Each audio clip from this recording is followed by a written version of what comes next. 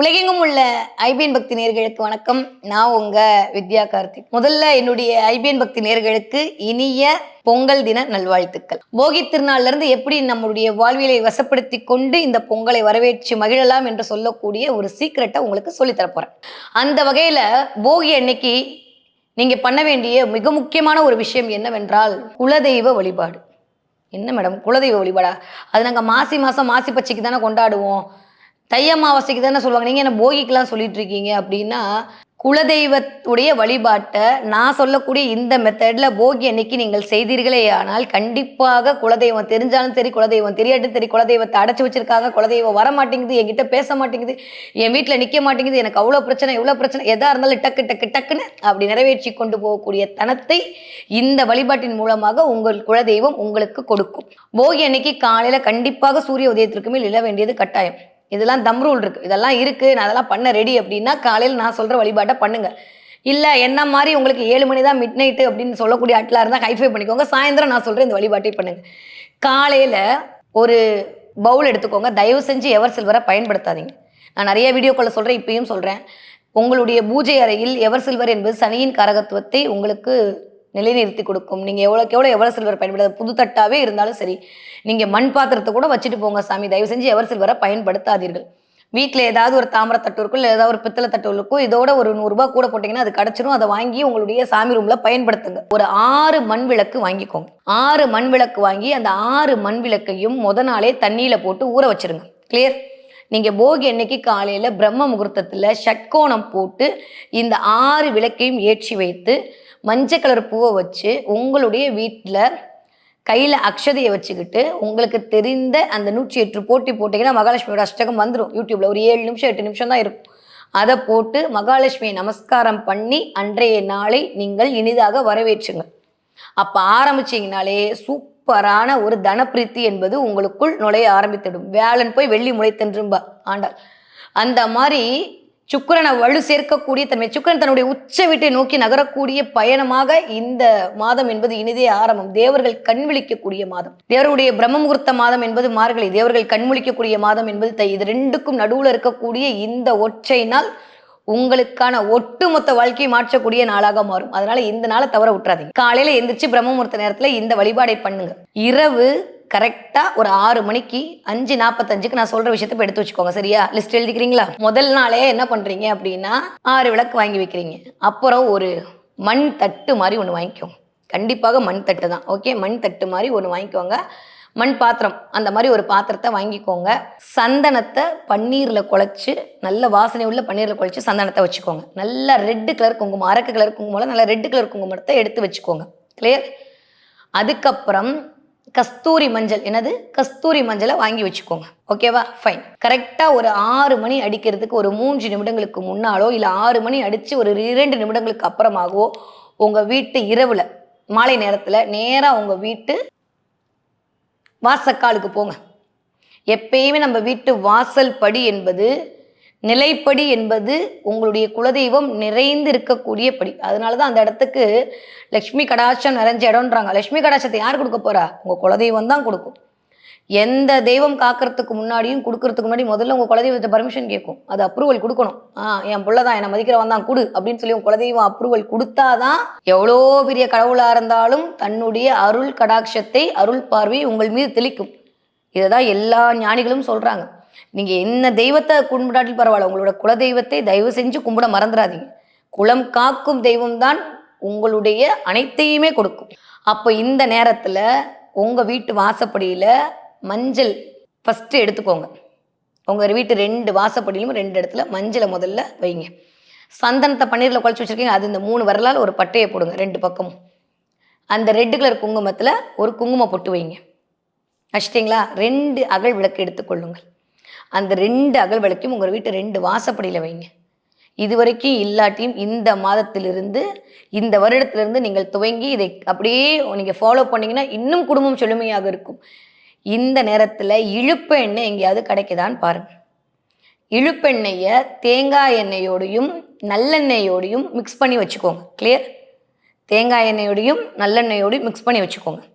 இந்த இழுப்பெண்ணெய் தான் உங்களுடைய குலதெய்வத்தை இந்த போகி அன்று இழுத்து கொண்டு வந்து வரக்கூடிய தை பிறந்தால் வரக்கூடிய வழியை உங்களுக்கு பிறக்க வைக்கக்கூடிய தனத்தை கொண்டு வந்து கொடுக்கும். இந்த இழுப்பெண்ணெயெல்லாம் சுக்கிரனின் காரகத்துவம். பணம் வேணும், மகாலட்சுமி வேணும் அப்படின்னா இழுப்பெண்ணெயில வழிபாடு செய்யும் போது மட்டும்தான் அது தனப்பிரீத்தி கொடுக்கும். உங்க வீட்டுல முதல்ல இந்த போகி அன்னைக்கு நீங்க கும்பிடும் போது யாரும் தெரியுமா வருவா? உங்க வீட்டுல பெண் தெய்வம் குலதெய்வமாக இருந்தாலும் சரி, உங்க வீட்டுல ஆண் தெய்வம் குலதெய்வமா இருந்தாலும் சரி, கண்டிப்பாக அந்த வீட்டு பெண் குலதெய்வம் தான் முதல்ல வந்து உங்களுக்கு அருளாசி வழங்கக்கூடிய தன்மையை கொடுக்கும். நீங்க எடுத்து பாருங்க, உங்க ஜாதத்துல லக்னத்துல சுக்கிரன் இருந்தாலும் சரி, ராசியோட சுக்கிரன் இருந்தாலும் சரி, கண்டிப்பாக உங்க வீட்டு தெய்வம் பெண் தெய்வமா தான் இருக்கும். இதை மாற்றவே முடியாது. நான் எங்க இருந்தோ உங்க ஜாதத்தை பார்த்து சொல்றேன்னு நினைச்சுக்கோங்க. இப்பேற்பட்ட குலதெய்வம் உங்களுக்கு அருள் பாவனை செய்வதற்கான நேரமாக வரக்கூடிய நாள் தான் இந்த போகி பண்டிகை. அப்ப நான் சொன்ன மாதிரி முதல்ல 2 விளக்கு எடுத்து உங்க வீட்டு வாசலை வச்சுட்டு அந்த மண் கலவையை எடுத்துக்கோங்க. மண் கலசம் ஒன்று வாங்கிக்கோங்க. அந்த கலசத்தில் நல்ல தண்ணியை விட்டு நம்ம குடிக்கணும். அப்போ அதே தானே குலதெய்வம் கொடுக்கும். சும்மா மோட்டை தண்ணியை கொடுத்து குலதெய்வத்தை ஏமாற்றக்கூடாது. ஓகே, நல்ல தண்ணியை மினரல் வாட்டராக ஊற்றுங்க, இல்லை நல்ல தண்ணியாக எடுத்து ஊற்றுங்க. மழை தண்ணி வச்சுருக்கீங்களா, ரொம்ப சந்தோஷம், அதை எடுத்து வைங்க. அதில் வந்து பச்சை கற்பூரம், ஏலக்காய், கிராம்பு இதெல்லாம் போட்டு அந்த இத்தினோண்டு மண் குடுவை இருக்குல்ல, அதில் ஊற்றுற தண்ணியை கையை மூடிக்கிட்டு அகிலாண்ட கோடி பிரம்மாண்ட நாயகா உங்கள் குலதெய்வம் பேரை சொல்லி பராக் பராக் பராக். அகிலாண்ட கோடி பிரம்மாண்ட நாயகா என் குலதெய்வமே பராக் பராக் பராக். அகிலாண்ட கோடி பிரம்மாண்ட நாயகா என் குலதெய்வமே பராக் பராக் பராக். இந்த மந்திரத்தை ஒரு 3 தடவை சொல்லிட்டு அந்த தண்ணி அப்படியே எடுத்துகிட்டு போய் உங்கள் பூஜை ரூமில் வைங்க. 2 பக்கம் விளக்கு அப்படியே எரியட்டும். மிச்சம் அந்த 6 ஷட்கோணம், காலையில் 6 விளக்கு வாங்கியிருப்பீங்களா மண் விளக்கு, அதை ஷட்கோணமாக போட்டு 6 விளக்கை முதல்ல வைங்க. அந்த 2 பக்கத்தில் ஒரு குட்டியாக ஒரு மனை எடுத்து முதல்ல மஞ்சள் பிள்ளையார் பிடிச்சி வைப்பீங்க. அது எல்லாருக்கும் தெரியும். எதில்? கஸ்தூரி மஞ்சளில் பிடிச்சி வைக்கணும். அடுத்து நீங்கள் பண்ணுறதா ரொம்ப ரொம்ப முக்கியம். இதில் தான் சூட்சமே அடங்கு இருக்குது. அந்த ரெட் கலர் குங்குமம் வச்சுருக்கீங்கல்ல, அதை பன்னீரில் கலந்து ரெட் கலரில் பிள்ளையார் பிடிச்சி வைங்க. ரெட் கலரில் பிள்ளையாரா? எஸ். செவ்வாயை நீங்கள் ஆக்டிவேட் பண்ணுறதுக்கு இந்த ரெட் கலர் பிள்ளையாரை பிடிச்சி வைங்க. சூப்பராக வேலை செய்யும். கடனில் தவிக்கிற மேடம்னா டக்கு டக்கு டக்குன்னு கடன் அடையும். பணமே வரமாட்டேங்குது, எனக்கு ஏதோ தடையாக இருக்குது அப்படின்னா இந்த வழிபாடு பண்ணும்போது டக்கு டக்கு டக்குன்னு பணம் வரதுக்கான வாய்ப்புகளை உங்களுக்கு கொண்டு வந்து கொடுக்கும். பிள்ளைங்க படிக்கவே மாட்டாங்களா, பிள்ளைங்க தாறுமாறாக படுப்பாங்க. எனக்கு வருது, கண்ணுக்கு தெரியுது, கைக்கு வரலன்னு தவிக்கிறீங்களா, அடுத்த நிமிஷம் எண்ணி 11ஆவது நாளுக்குள்ளே உங்களுக்கு அந்த விஷயங்கள் கையில் வந்து சேருவதற்கான வாய்ப்புகளை நான் இல்லை, உங்கள் குலதெய்வம் கொண்டு வந்து கொடுக்கும். சொல்லும் போது எனக்கு அப்படியே சிலிர்க்குது. அந்த மாதிரியான ஒரு அமைப்பு கொடுக்கும். அப்போ முடிச்சுட்டு தாமரை ஒன்று வாங்கிட்டு அங்கே இருக்கக்கூடிய லட்சுமி, உங்கள் வீட்டில் லட்சுமி படம் இருந்தாலும் சரி, லட்சுமி அம்பாள் இருந்தாலும் சரி, அதன் மேலே வச்சு நீங்கள் தாமரை பூ வைங்க. இன்னொரு தாமரையை வாங்கி அதோட எதெல்லாம் பிச்சு போட்டு மல்லிகை பூவோடு கலந்து அந்த 6 ஷட்கோணத்திற்கும் 108 டிவைட் பண்ணி ஒவ்வொரு மந்திரத்துக்கும் பூவை சொல்லி போட்டுட்டு இந்த கை எடுத்துக்கோங்க. இந்த கை உங்களுடைய வலது தொடையில் உங்களுடைய இடது கை, அது மேலே அந்த அக்ஷதை, அதை நீங்கள் வலது கையால் மூடிக்கிட்டு, நான் திரும்பவும் சொல்கிறேன், மந்திரம் சொல்வதற்கு வார்த்தைகள் முக்கியமல்ல, மனதுதான் முக்கியம். உங்கள் மனசார நீங்கள் என்ன நினைக்கிறீங்களோ அதுதான் மந்திரம். கண்ணை மூடிட்டு என் குடும்பம் நல்லா இருக்கணும், இந்த தையிலேருந்து எனக்கான வாழ்க்கை சிறக்கணும், என் வாழ்வியல் சிறக்கணும், நான் நினச்சதெல்லாம் நடக்கணும், எல்லாமே எனக்கு கை கொண்டு உங்களுக்கு என்ன விஷயம் இருக்கோ அது இன்ஃபினிட்டிவ் போட்டுக்கோங்க. எல்லாத்தையும் போட்டுட்டு இந்த நேரத்தில் உங்கள் மனசார வேண்டிக்கிட்டு, இல்லை பெண்கள் நீங்கள் வேணுனாலே போதும், குடும்பமே சூப்பராக இருக்கும், வேண்டிட்டு அந்த அக்ஷதை எடுத்து அந்த லட்சுமி மேலே போட்டுட்டு உங்களால் முடிஞ்சது இன்று முடிஞ்சால் பருப்பு பாயாசம் வைத்து நைவேத்தியம் செய்யுங்கள். பாயசம்னா பிரீத்தியத்தன், செவ்வாய் உச்சமாகக்கூடிய ஒரு இடம், சூப்பரான அமைப்பு. அதுவும் இந்த தடவை சூரியனோடு சேர்ந்து செவ்வாய் உச்சமடையக்கூடிய தனம்ன்றதுலாம் சாதாரணமான விஷயம் கிடையாது. 10க்கு சனி வேற போய் அங்கே உட்காந்துருக்கிற அமைப்பெல்லாம் வேற லெவல் டிரான்ஸ்ஃபர்மேஷன். நிறைய பேருக்கு தடைப்பட்ட விஷயம்லாம் டக்கு டக்கு டக்குன்னு நடக்க ஆரம்பிச்சிடும். இந்த ஒரு வழிபாடை பண்ணீங்கன்னா, இழுப்பெண்ணெய் ஊற்றி இந்த வழிபாடை நீங்கள் செய்ய செய்ய செய்ய இந்த போகியிலிருந்து உங்களுடைய எப்படி பழசெல்லாம் கழிஞ்சு புதுசு வருமோ அந்த மாதிரி உங்களுடைய எல்லா நெகட்டிவிட்டியும் வெளியில் போயிட்டு புதிய வாய்ப்புகளும் புதிய பணவரவும் புதிய நிகழ்வுகளும் புதிய சூழலும் உங்களை தேடி வருவதற்கான வாய்ப்பை உங்களுடைய குலதெய்வம் கட்டாயமாக கொண்டு வந்து உங்கள் கண் முன்னே நிறுத்தும்.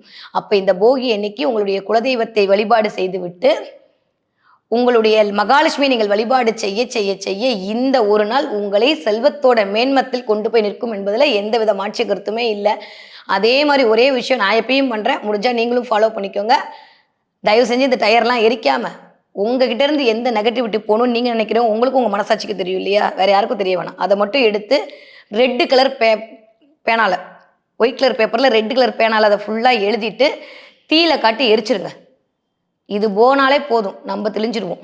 அந்த சுடரை பார்த்தா உள்ள இருக்க சுடல் வேற லெவல்ல எரியும். அப்போ உங்ககிட்ட எது நெகட்டிவா இருக்குன்னு உங்களுக்கு தெரியும்ல, யாருக்கு தெரியுதோ இல்லையோ உங்க மனசாட்சிக்கு தெரியும்.